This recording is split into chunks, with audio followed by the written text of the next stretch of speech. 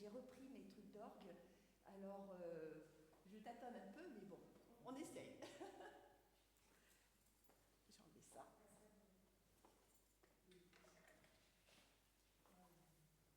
Voilà, je vais vous jouer un petit prélude de chorale de Friedrich Wilhelm Zacho.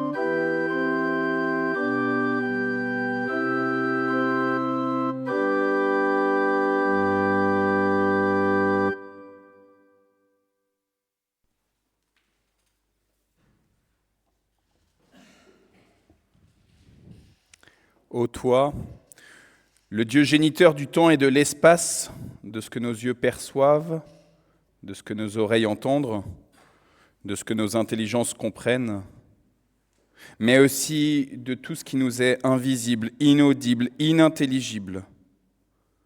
Nous te reconnaissons ce matin comme le roi qui dirige cette célébration, mais aussi nos existences. Et pour cela, nous te bénissons. Ô toi, le Dieu Fils, acteur et moyen utilisé volontairement, consciemment, pour amener toute chose à l'existence, pour déployer un amour surabondant pour nous, créatures si égoïstes, jusqu'à accepter une mort de brigand. Nous te reconnaissons ce matin comme le Rédempteur de ce monde et donc de cette assemblée que nous formons. Et pour cela, nous te bénissons. Ô toi, le Dieu Saint-Esprit, qui ne cesse de dévoiler ton existence et celle du Père et du Fils, pour vivre la réconciliation entre toi, le Dieu trois fois saint, et les créatures que nous sommes, et qui, depuis Adam, ont préféré vivre sans se préoccuper de toi. C'est toi, Saint-Esprit, qui nous rend vivants et met en nous le désir de servir joyeusement, plein de gratitude et soucieux pour ce monde. Nous te reconnaissons ce matin comme l'avocat de nos vies, et pour cela, nous te bénissons. Amen. Shalom, shalom, shalom. La paix du Seigneur Jésus-Christ soit avec vous, en vous et par vous.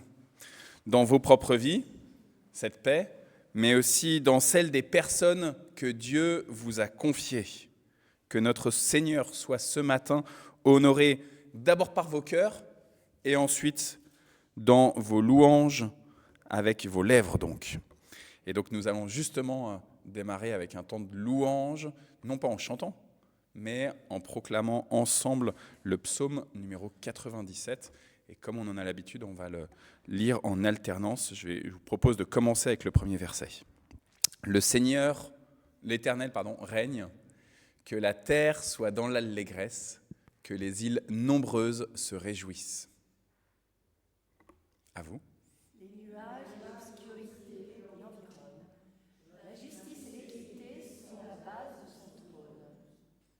Le feu marche devant lui et embrase alentour ses adversaires.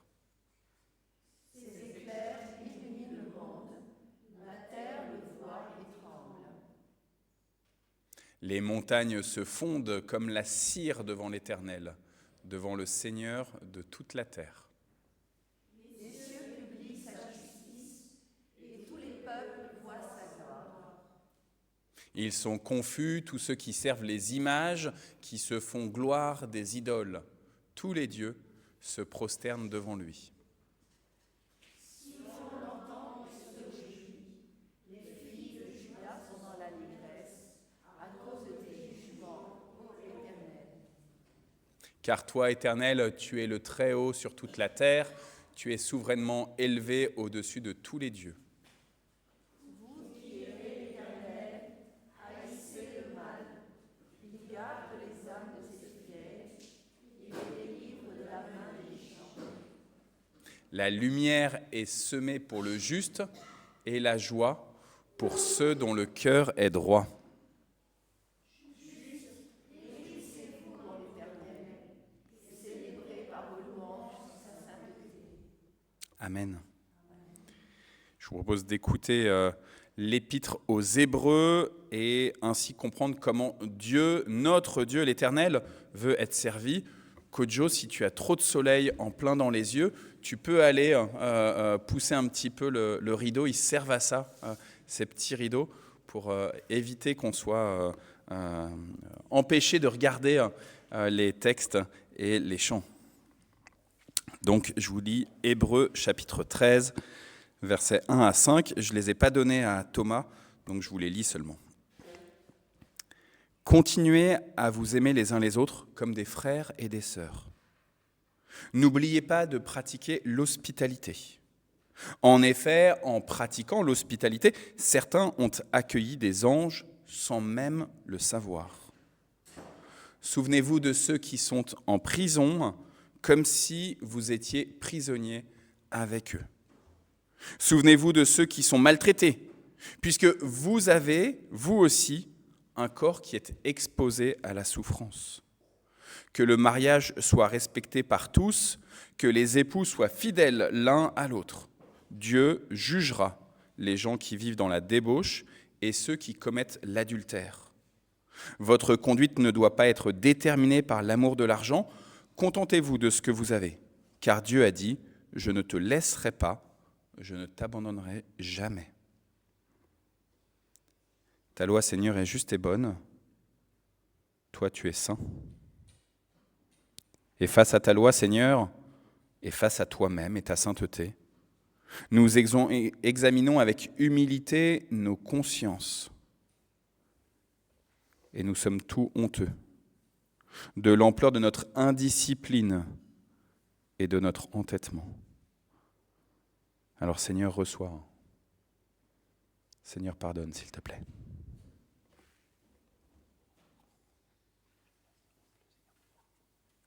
Nous allons chanter le cantique Seigneur reçoit, Seigneur pardonne.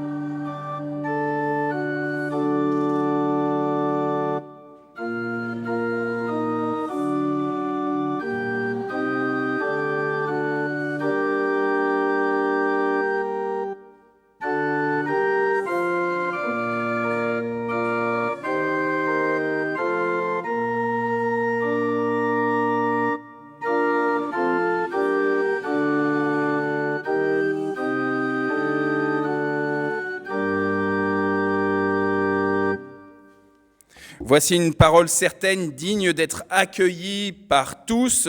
Jésus-Christ est venu dans le monde pour sauver les pécheurs, et je suis le premier d'entre eux.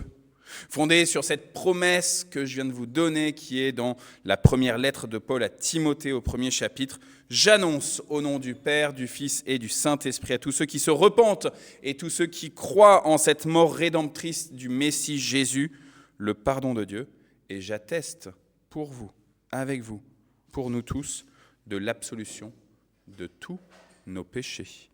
Amen. Et je vous propose que nous restions debout pour entonner les deux chants suivants. Donc, deux chants de louange, nous t'adorons, nous t'aimons, et ensuite, frappe des mains.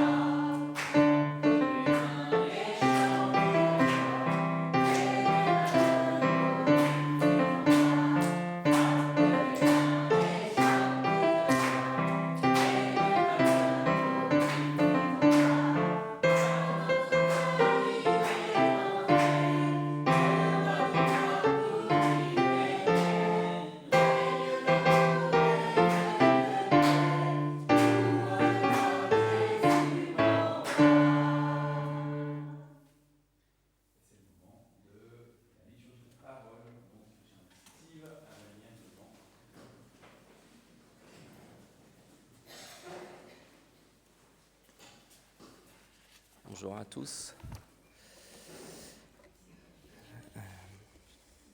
avant de lire le passage qui était prévu pour aujourd'hui. En fait, aujourd'hui, nous débutons un cycle de prédication sur le thème d'être chrétien dans le monde, qui commence aujourd'hui jusqu'au 23 novembre. Comme ça, quand ça se termine, ça sera le temps de l'Avent qui débute. Donc voilà.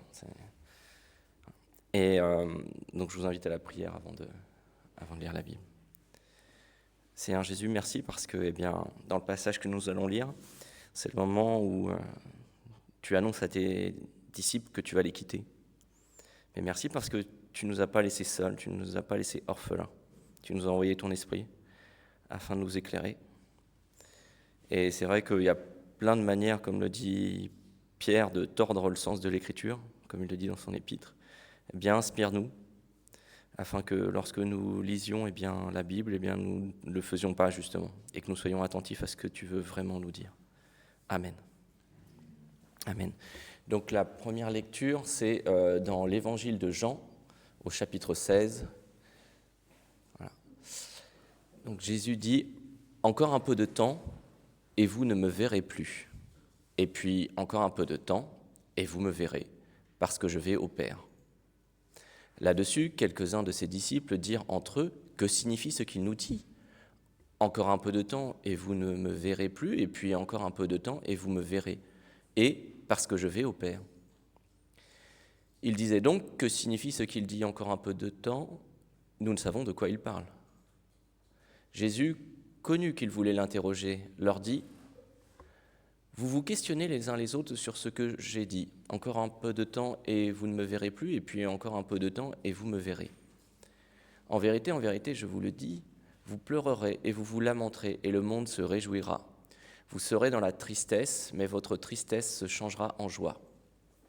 La femme, lorsqu'elle enfante, éprouve de la tristesse parce que son heure est venue. Mais lorsqu'elle a donné le jour à l'enfant, elle ne se souvient plus de la souffrance à cause de la joie qu'elle a de ce qu'un homme est né dans le monde. Vous donc aussi, vous êtes maintenant dans la tristesse, mais je vous reverrai et votre cœur se réjouira, et nul ne vous ravira votre joie. En ce jour-là, vous ne m'interrogerez plus sur rien. En vérité, je vous le dis, ce que vous demanderez au Père, il vous le donnera en mon nom. Jusqu'à présent, vous n'avez rien demandé en mon nom. Demandez et vous recevrez afin que votre joie soit parfaite. Je vous ai dit ces choses en parabole. L'heure vient où je ne vous parlerai plus en parabole, mais où je vous parlerai ouvertement du Père.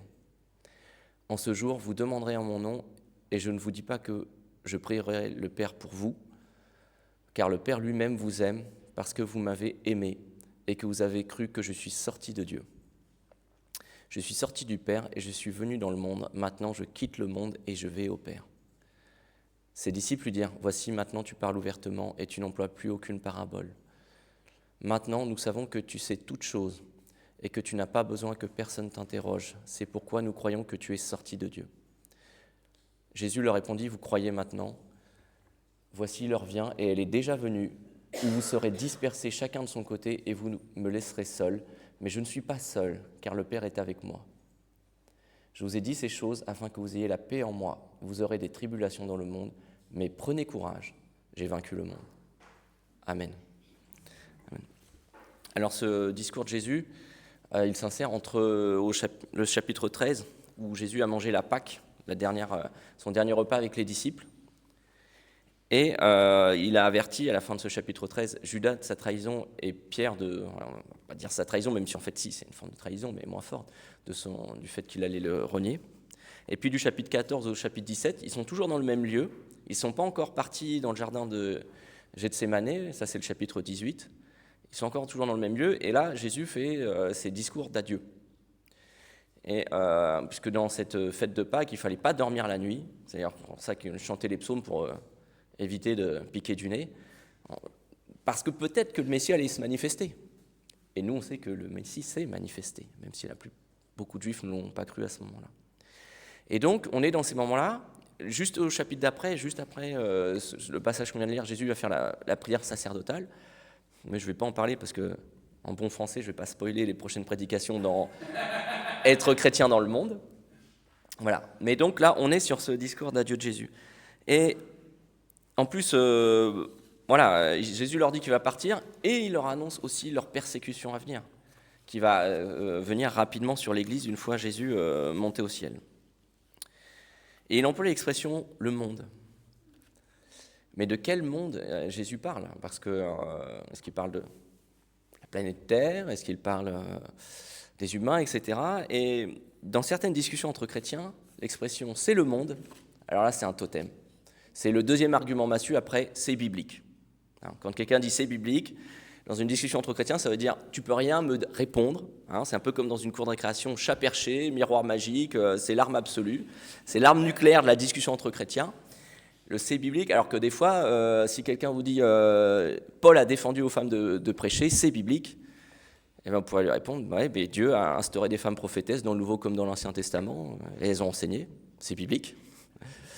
Déborah, la juge, a donné d'une certaine manière un enseignement, c'est biblique. Anne, qui reconnaît Jésus dans le temple, ce qu'elle dit, c'est un enseignement, c'est biblique. Donc, voilà, et c'est le monde, parfois aussi, c'est utilisé un peu comme ça, l'argument massu pour disqualifier quelque chose. Sauf que dans la Bible, eh bien, on a deux passages où on peut voir ça de manière, parfois, on pourrait dire, opposée. Est-ce que tu peux projeter... Alors, c'est deux courts passages, on ne va pas vous faire des lectures aussi longues que la première. Le fameux Jean 3, et Jésus dit « Afin que quiconque croit en lui ait la vie éternelle, car Dieu a tant aimé le monde qu'il a donné son Fils unique, afin que quiconque croit en lui ne périsse point, mais qu'il ait la vie éternelle. Dieu, en effet, n'a pas envoyé son Fils dans le monde pour qu'il juge le monde, mais pour que le monde soit sauvé par lui. » En fait, j'ai dû me tromper quand je t'ai envoyé, c'était jusqu'à 18-19, parce que, voilà, je vais vous le lire très brièvement, mais parce que c'est important, justement, Jésus qualifie un petit peu, j'ai dû me mélanger les pinceaux quand je t'ai envoyé le message. Je pense que Thomas, il peut mettre le 18-19. Parce que, justement, Jésus précise ce qu'il entend par le monde, ou ce qu'il considère être du monde. C'est comme tu veux, sinon moi je l'ai...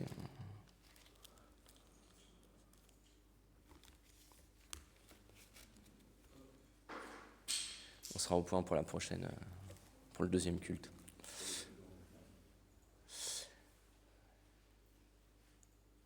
Voilà. Celui qui croit en lui n'est point jugé, mais celui qui ne croit pas est déjà jugé, parce qu'il n'a pas cru au nom du Fils unique de Dieu. Et ce jugement, c'est que la lumière est venue dans le monde. Les hommes ont préféré les ténèbres à la lumière, parce que leurs œuvres étaient mauvaises. Donc là, on dit, voilà, elle vient dans le monde, mais en fait, le monde ne l'a pas accueillie. Et le deuxième passage, toujours chez Jean, mais cette fois-ci, c'est dans sa première lettre, la première épître de Jean, au verset 2, il est dit « N'aimez point le monde, ni les choses qui sont dans le monde. Si quelqu'un aime le monde, l'amour du Père n'est point en lui. Car tout ce qui est dans le monde, la convoitise de la chair, la convoitise des yeux et l'orgueil de la vie, ne vient point du Père, mais vient du monde. Et le monde passe, et sa convoitise aussi, mais celui qui fait la volonté de Dieu demeure éternellement. Amen. » Alors là, on pourrait dire, soit Jean n'a rien compris à l'enseignement de Jésus, soit il est incohérent, voire même est-ce que Dieu est schizophrène, parce qu'on nous dit d'un côté, car Dieu a tant aimé le monde, et après, dans l'épître de Jean, n'aimez pas le monde. Quand même, on pourrait dire, est-ce qu'il n'y a pas des incohérences dans la Bible et autres? En fait, Dieu fait une distinction très claire entre les humains qui sont dans le monde et les logiques du monde. L'amour de Jésus, il est pour les gens qui étaient dans le monde, pour chaque créature de Dieu. À l'inverse, il a refusé les logiques du monde, ses idéologies, ses façons de penser, sa politique, sa convoitise, sa volonté de pouvoir, de domination. Et moi, j'ai toujours tendance à considérer la vie chrétienne comme au cirque, marcher sur un câble, avec le risque de tomber ou à droite ou à gauche. Jésus a réussi à aimer les gens sans soit tomber à force de compassion dans les gens, avoir de la sympathie pour tout ce qui les a égarés, ni d'un autre côté, à force d'aimer la vérité divine, d'aimer la volonté de Dieu, de les rejeter et de les condamner. Et donc je pense que c'est les deux travers possibles pour l'Église chrétienne. C'est tellement avoir la compassion pour les gens de tout justifier et de tout admettre, de relativiser la volonté divine, ou d'un autre côté, d'être tellement à fond sur la volonté divine, d'en venir à condamner les gens et de ne plus avoir de miséricorde pour eux. Et l'Église, elle tâtonne toujours entre les deux, parce que nous ne sommes pas Jésus, nous ne sommes pas parfaits. Parfois nous chutons d'un côté, parfois nous chutons de l'autre. L'important, c'est qu'on se remette sur le câble et qu'on essaye d'avancer. Voilà. Et ce qui montre que Jésus a bien refusé les logiques du monde, c'est qu'à chaque fois qu'on a voulu le faire un roi, le glorifier, il a refusé ces logiques du pouvoir du monde. Les gens de son époque attendaient du Messie qu'il annonce l'explication de la loi, c'est-à-dire chez les Juifs après, qui n'ont pas cru en Jésus, ce qu'ils vont mettre dans le Talmud, d'une certaine manière. Et lui, dans le Sermon sur la montagne, par exemple, il dit « On vous a dit que, mais moi je vous dis que, etc. » Il le fait. Qu'il ressuscite les morts, il l'a fait avec Lazare et avec d'autres, et qu'il chasse les Romains qui restaurent le royaume d'Israël. Et donc pour eux, il allait mettre en place un pouvoir terrestre. Mais ça, c'est la logique du monde. Et Jésus, à chaque fois, il se retire de cela et il refuse de rentrer dans cette logique-là. Même quand Pierre veut le protéger au moment de son arrestation, qu'il dégaine son épée, qu'il coupe l'oreille d'un garde, qui va reprocher à Pierre d'avoir voulu protéger Jésus? Nous, c'est facile après coup, on se dit « Ah, il n'aurait pas dû le faire, il fallait que Jésus meure. » Mais humainement, dans cette situation-là, si quelqu'un vient pour arrêter, mettre à mort votre famille, et que vous avez une arme, qui va vous jeter la pierre et dire « Vous avez voulu protéger votre famille ?» Donc Pierre, forcément, à posteriori, on peut dire « Il n'aurait pas dû le faire. » Mais humainement, on le comprend. Et pourtant, Jésus a refusé cette logique. Il a dit « Range ton arme. Range ton arme. » Parce que sinon, rentrer dans une logique de guerre civile, etc. Et ce n'était pas le but de Jésus. Alors bon, allez, petit dernier clin d'œil sur Jésus qui refuse les logiques du monde, en bon réformé que je suis. Quand une femme dit « Heureux le sein qui t'a porté, heureux les mamelles qui t'ont allaité », première tentative de culte marial, Jésus répond « Heureux plutôt celui qui fait la volonté de mon Père ». Et déjà, on avait une tendance à vouloir idolâtrer. Pourquoi dans la Bible, on ne donne pas de lieu de sépulture de Moïse? Vous imaginez l'idolâtrie qu'il y aurait eu? Alors certains disent parce que Moïse n'a pas existé autre, mais même peu importe. L'idolâtrie qu'il y aurait eu s'il y avait un lieu officiel de sépulture de Moïse. Ça aurait été catastrophique. Martin Luther, dans ses écrits, a donné 2 fonctions à la loi. La première, c'était de nous montrer, un pédagogue, que l'humain, par lui-même, ne peut pas obtenir son salut, que ses fautes ne sont pas compensables par des bonnes actions. Et la deuxième chose, bon, ça c'est un peu désespérant, on pourrait dire, pour l'humain, c'était de dire que les lois de base de Moïse, interdire le vol, le viol, le meurtre, etc., permet une vie en société, qu'on soit chrétien ou pas chrétien, c'est la base de toute loi. Calvin lui a dit, oui, c'est vrai, ces deux acceptations de la loi sont importantes, mais il y en a une troisième. Elle doit guider le chrétien dans sa manière dont il va agir dans le monde, donc il va chercher à le transformer. Parce que le risque de dire, c'est le monde, c'est mauvais, parce que c'est le monde, ça serait de dire, moi je vais me retirer comme un moine qui va vivre dans son monastère, qui veut vivre dans sa bulle de sainteté, et puis dehors, c'est pas grave, ils sont réprouvés. Or, on sait très bien que le monde sera toujours marqué par son imperfection tant que Jésus n'est pas revenu. Mais pour autant, on ne va pas dire « Oh, il y a des guerres, il y a des gens qui meurent, c'est comme ça. Il y a des gens qui meurent de faim autour de nous, c'est comme ça. » Jacques l'a bien dit dans son épître. Il faut qu'à notre foi, on y ajoute l'action. Et finalement, cette volonté divine, c'est ce qui a guidé l'action d'un Martin Luther King, d'une Mère Teresa, ou de personnes comme ça, mais c'est ce qui doit guider notre action dans la vie de tous les jours aussi. Et ne pas dire c'est le monde, ils sont réprouvés, ils sont damnés, et moi, je suis dans ma bulle de sainteté. Alors, Jésus a refusé les logiques du monde, mais nous aussi, c'est compliqué parce qu'à partir du moment où on vit en église, on est bien obligé de créer des structures. Et quand on crée des structures d'église, les logiques du monde ont tendance à vouloir s'infiltrer. Comme une crue qui déborde, l'eau cherche par tous les moyens à rentrer dans les maisons, dans les caves. Et par exemple, Luther, dans sa façon de voir, lui, il a laissé les différents princes allemands qui l'ont protégé, qui ont empêché l'empereur de le mettre à mort, organiser des églises dans chacun de leurs duchés, comtés et autres. Et le problème de ces églises-là, par pays, que ce soit l'église de Suède, du Danemark et puis des principautés allemandes, c'était que finalement, ils étaient soumis à l'autorité politique. Et donc parfois, la logique de foi laisser place à une logique humaine. Mais même dans les organisations caritatives chrétiennes, au bout d'un moment, les logiques de ressources humaines, de finances, parce qu'il faut de l'argent pour aider les gens, etc., peuvent prendre le pas sur les logiques humaines. Et la part de dimension spirituelle va s'effacer peu à peu. Et ça, peu importe qu'on soit catholique, orthodoxe, protestant libéral, protestant évangélique ou autre, on doit toujours, à un moment, se poser la question de dire à partir de quand les logiques humaines, administratives et autres bouffe l'inspiration spirituelle qu'on avait au départ. Et ça, c'est comme la repentance dans la vie personnelle, de toujours regarder. Et donc dans notre logique d'église aussi, de dire attention, est-ce que là on passe pas trop de temps sur des logiques matérielles, etc. Ça ne veut pas dire qu'on doit être en dehors des réalités, qu'au 15 juillet on va avoir brûlé le budget de l'année en disant oh c'est pas grave, on est spirituel, on s'occupe plus des logiques terrestres. Non, Dieu nous confie de l'argent, il faut gérer aussi avec sagesse. Alors je termine sur ça, sur les logiques du monde, mais maintenant la troisième chose que je voulais vous dire, c'est que le thème de cette prédication, et j'en suis pas encore beaucoup parlé, c'était aimer de Dieu dans le monde. Pour témoigner de l'amour de Dieu aux autres, il faut déjà être convaincu que Dieu nous aime. Et ça, c'est pas toujours évident. Et ça oblige aussi à renoncer à 2 types d'orgueil. L'orgueil supérieur de dire, par mes bonnes actions, je peux contrebalancer le mal que j'ai fait. Un petit peu comme un compte en banque, j'ai débité avec mes mauvaises actions, et bien avec mes bonnes, je vais créditer, et à la fin de ma vie, je serai excédentaire, je ne serai pas à découvert et je gagnerai ma place au paradis. Une fois, il y avait un rabbin qui disait pourquoi il y a des commandements et puis à l'adolescence, on voit bien que c'est pas toujours facile, etc. Le jeune vit plein de choses, plein de transformations. Il dit, et puis avec l'âge adulte, etc. Et on est en but avec ces commandements. Il dit mais pourquoi c'est si dur, etc. Il dit parce que après on pourra dire je l'ai fait, j'ai réussi, j'y ai droit. Et le message de Jésus, c'est dire tu n'as pas réussi, tu ne l'as pas fait et tu n'y as pas le droit. Tu as juste le droit à ma miséricorde, à mon pardon. Ça, c'est l'orgueil supérieur de dire, moi, je peux le faire par mes propres œuvres. Mais aussi un orgueil inférieur de dire, Dieu, il ne peut pas m'aimer à la hauteur de tout le mal que j'ai fait. J'ai trop fait de mal pour que je sois pardonné de tout ce que j'ai fait. Mais là, ça voudrait dire que le sacrifice de Jésus à la croix est moins important que le mal que tu as fait. C'est pas possible. C'est pas possible. L'amour de Dieu, même si tu es le pire crapule du monde, l'amour de Dieu sera toujours plus grand que ce que tu as pu faire. Et parce que ça, l'orgueil, c'est l'une des pires logiques du monde.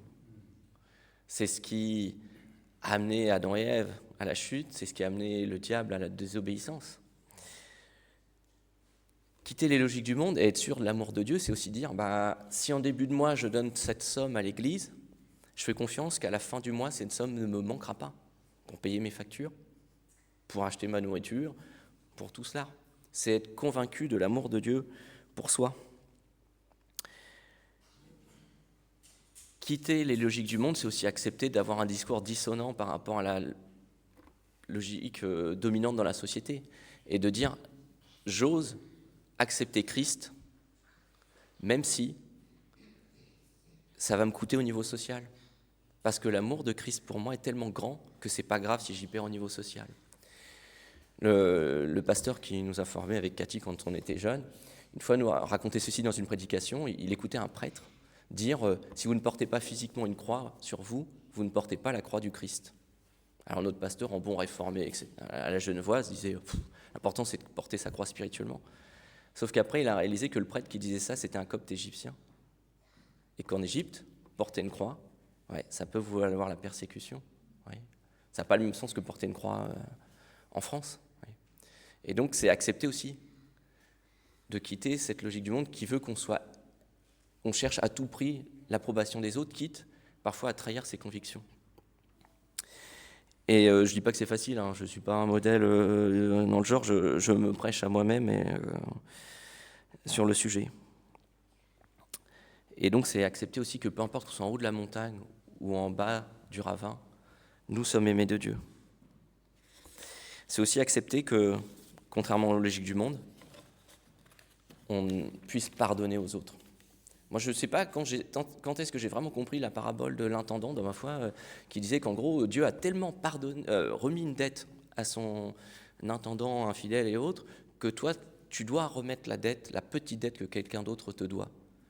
Alors, c'est facile quand c'est des petites brouilles, mais des fois, c'est des choses tellement graves qu'on peut dire, mais comment je peux pardonner ?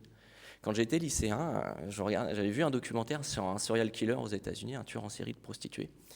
Il avait été condamné à la peine capitale et à la fin du procès, les familles des victimes avaient le droit de prendre la parole. Et à cause de la souffrance qu'elles avaient vécue, elles laissaient parler leur haine. Et elles disaient « Je serai heureux quand tu vas crever, quand tu vas être exécuté, tu iras en enfer, etc. etc. » Et à un moment, il y a une personne qui a pris la parole et qui a dit « Dieu m'a donné la force de vous pardonner. Vous n'avez plus aucun pouvoir sur moi. » Il faut être sacrément convaincu de l'amour de Dieu pour soi et pour la personne qu'on a perdue pour être capable de dire ça. Pour être capable, comme Étienne, au moment où il est lapidé, de dire à Dieu « Ne leur impute pas ce crime ». Ou comme Jésus en croix, qui a dit « Père, pardonne-leur car ils ne savent pas ce qu'ils font ». Et donc, ou encore Corrie ten Boom, la néerlandaise qui a été internée en camp de concentration et qui, après coup, a rencontré un de ses geôliers qui l'a maltraité, et Dieu lui a donné la force de pardonner. Là aussi, il faut être sacrément convaincu de l'amour de Dieu. Ou encore quand Paul, à Timothée, annonce sa mort à venir, il faut être sacrément convaincu de l'amour de Dieu. Mais il faut aussi accepter que ce n'est pas parce que Dieu nous aime que nous ne souffrirons jamais dans ce monde. C'est la dernière chose que je voulais vous dire. Dans ce que j'ai travaillé, moi j'ai eu un extrait où le pasteur réformé, dont la fille a été elle-même internée en camp de concentration, côtoyait les fidèles pentecôtistes, et une fidèle lui dit « Rouen était une ville très bombardée pendant la Seconde Guerre mondiale par les Anglais et les Américains. Elle disait les bombes tombent plus sur les maisons catholiques, puis après sur les maisons réformées, puis après sur les maisons pentecôtistes. » Cette dame a été convaincue de ça. Et ce pasteur raconte, et en plus lui, au contraire, il côtoyait des protestants de différentes dénominations, donc il a fait des cultes où il y avait plus le jour de l'arrivée des Allemands dans Rouen, il fait un culte où c'est essentiellement des pentecôtistes qui sont en face de lui, il était très, très ouvert aux relations intra-protestantes, et il dit, mais le jour où une maison est tombée sur sa maison, ou une bombe, est tombée sur sa maison, cette dame, elle s'est fâchée avec son Dieu et avec son pasteur. Voyez. Et donc, oui, nous sommes dans le monde, et Jésus nous prévient, vous aurez des tribulations. Nous ne sommes pas dans une bulle, où nous sommes protégés de tout ce qui se passe autour de nous. Et il y a une tendance à croire que si je fais les bonnes prières, que si je donne ce qu'il faut à l'Église, que si je récite la bonne formule, que si je suis assidu, actif, alors Dieu va exaucer ma prière. Dieu doit exaucer ma prière. C'est un petit peu comme si vous allez en Extrême-Orient russe, en Mongolie et autres, vous avez des chamans. Et puis si le client fidèle n'est pas satisfait de son chaman, du résultat, il change. Ça peut nous faire sourire, mais malheureusement ça existe. Et c'est l'exemple de la théologie de la prospérité. Si je suis assidu, si je donne, j'aurai des bénédictions, peut-être financières, peut-être spirituelles, etc. La théologie de la prospérité n'enrichit que ceux qui la prêchent.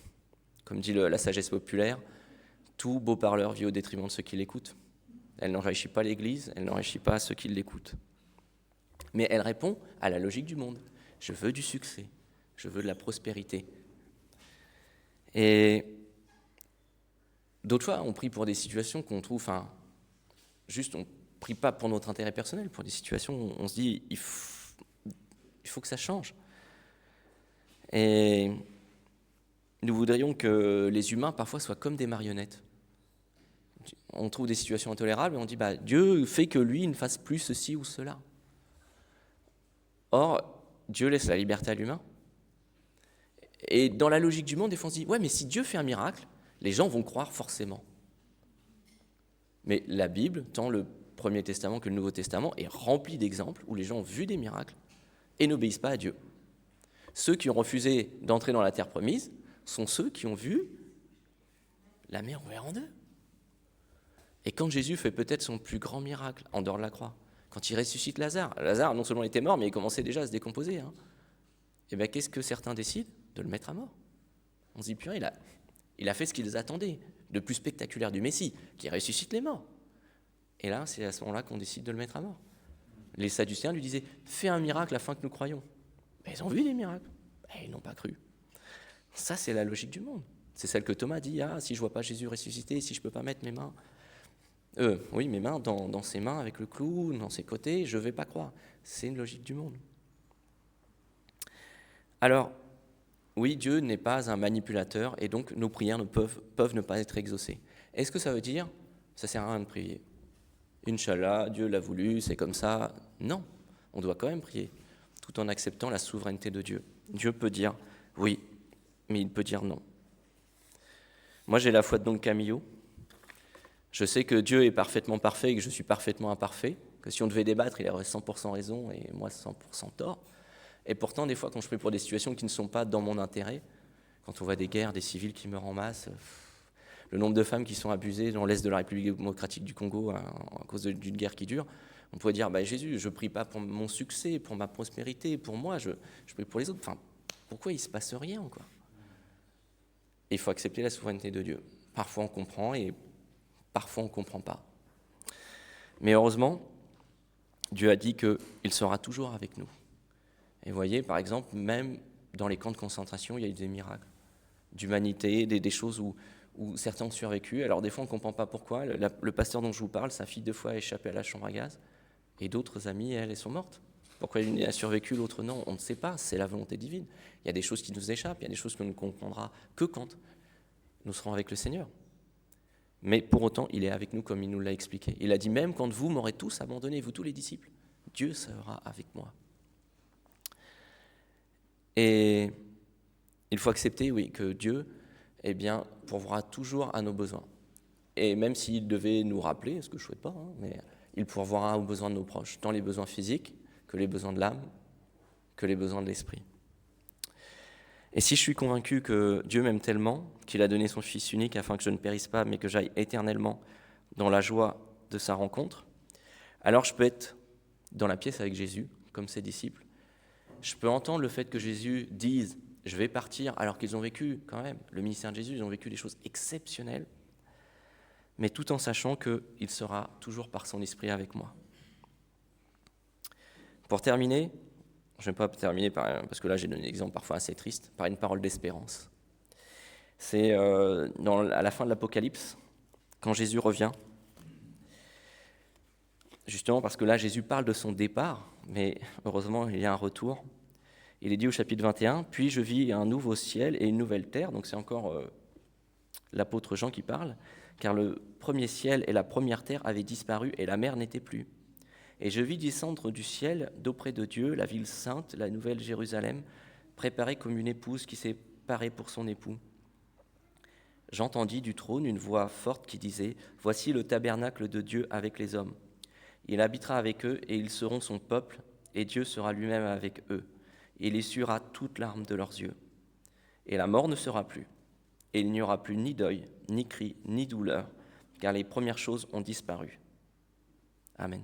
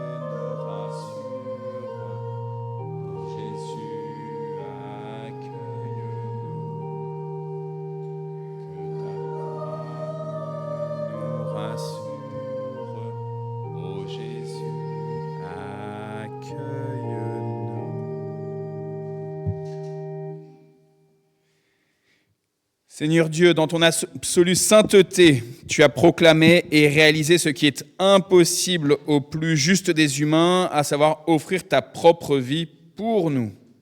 La radicalité de ton choix de miséricorde est extraordinaire et si inintelligible pour ceux qui n'ont pas reçu la foi. Seigneur, tu es saint, triplement saint, et nous te supplions, augmente notre foi pour sentir et saisir l'immensité de ton amour pour nous et pour ce monde. Lors de son dernier repas, avant sa mort et sa résurrection, Jésus a pris du pain, il l'a donné à chacun des disciples, il a pris une coupe, il l'a donnée à chacun des disciples. Et nous allons, nous aussi, vivre ce temps de communion fraternelle. Comme on vient de le chanter, Jésus soit à notre table. Alors je vous invite à ce que nous formions un grand cercle tous ensemble. Et nous allons ensemble nous donner justement ce pain. Nous allons ensemble nous donner ce vin, ce jus de raisin. Je signale que pour la coupe dans laquelle, sur le plateau sur lequel il y a tous les petits verres, dans le milieu, les verres du milieu sont avec du jus de raisin.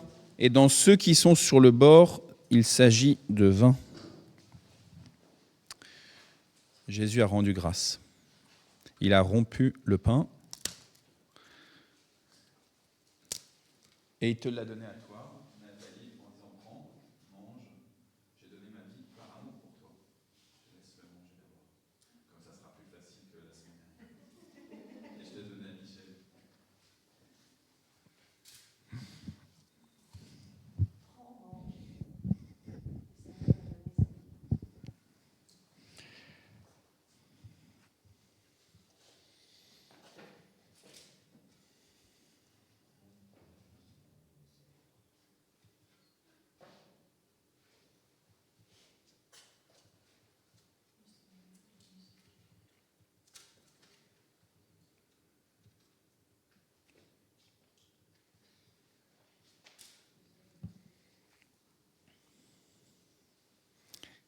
Et puis donc il a élevé la coupe de bénédiction, il a rendu grâce, et il l'a également donné à chacun de ses disciples.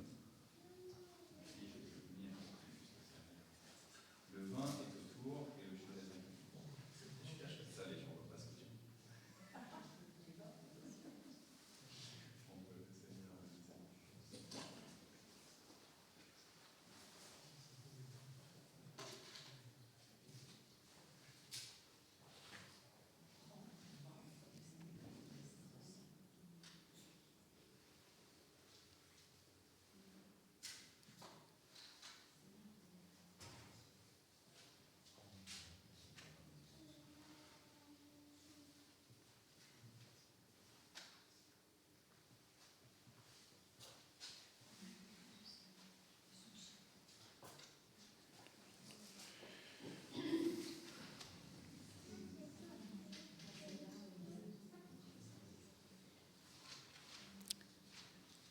Et pendant que Nathalie s'installe derrière le piano, je vous invite tous à l'intérieur de votre cœur à cœur avec le Seigneur, de lui remettre les sujets de prière, comme Steve nous a recommandé, de continuer de prier et que Dieu, dans sa souveraineté, il dira oui ou il dira non, mais en tout cas, prier sans cesse. Donc, dans l'intérieur, dans l'intimité de votre cœur à cœur avec Dieu, donnez-lui ces sujets qui vous préoccupent.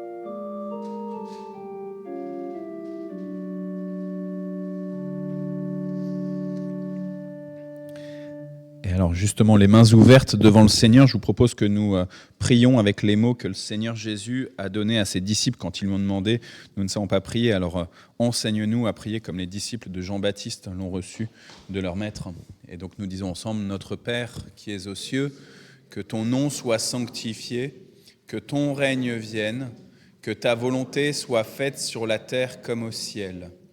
Donne-nous aujourd'hui notre pain de ce jour. Pardonne-nous nos offenses, comme nous pardonnons aussi à ceux qui nous ont offensés. Ne nous laisse pas entrer en tentation, mais délivre-nous du mal, car c'est à toi qu'appartiennent le règne, la puissance et la gloire, au siècle des siècles. Amen. » Au début de ce temps de célébration, je vous ai dit « Shalom, shalom, shalom ». Je vous laisse la paix, je vous donne ma paix. Je ne vous la donne pas comme le monde la donne.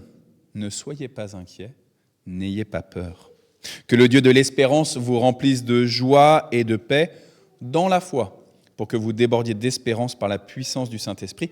Il vous bénit, celui qui est le Père, le Fils et le Saint-Esprit, ce Dieu trinitaire qui n'abandonne pas ses créatures. Soyez en paix. Amen. Je vous propose de regagner vos places. On va avoir un dernier temps, un postlude musical pour juste digérer ce temps de célébration. À plusieurs reprises, Steve a parlé d'argent pendant la prédication. On s'est fait un petit clin d'œil avec Nathalie et avec la commission finance parce que voilà, il y a le panier à la sortie si vous voulez participer. On est en début de mois justement, tu as parlé de ça Steve, donc si vous voulez participer, vous pouvez mettre dans le panier à la sortie. Je vous signale juste en termes d'annonce, simplement que samedi prochain, à l'église du Marais, qui est à côté de la place de la Bastille, il y a le forum des attestants. C'est toute la journée de samedi, de 9h30 à 16h ou 16h30, je ne sais plus. C'est marqué sur le panneau qui est là-bas, les attestants forum. C'est sur le fait qu'on est dans un monde où il y a de la division sans cesse, de la querelle sans cesse, et que l'église, elle est appelée à être un lieu où on peut justement dialoguer. Alors, comment on fait justement ? Eh ben, je vous invite à venir samedi prochain à cette église du Marais qui est à côté de la place de la Bastille. Et on va voir juste ce dernier morceau pour nous accompagner.